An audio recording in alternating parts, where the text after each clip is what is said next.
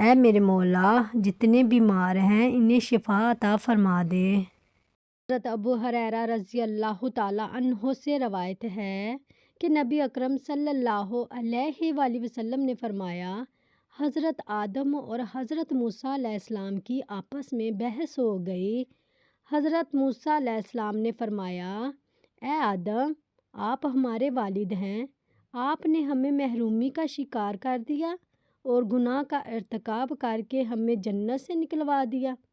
آدم علیہ السلام نے انہیں فرمایا، اے موسیٰ، اللہ نے آپ کو شرف ہم کلامی کے لیے منتخب فرمایا اور آپ کو اپنے ہاتھ سے لکھ کر تورات دی۔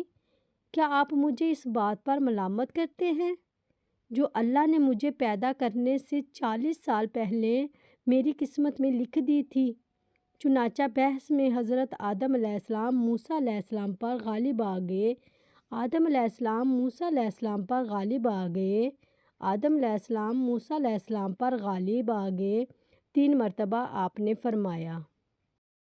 حضرت عبداللہ بن جابر رضی اللہ تعالیٰ عنہما سے روایت ہے کہ رسول اللہ صلی اللہ علیہ وآلہ وسلم نے فرمایا، اس امت کے مجوسی وہ ہیں جو اللہ کی تقدیر کا انکار کرتے ہیں۔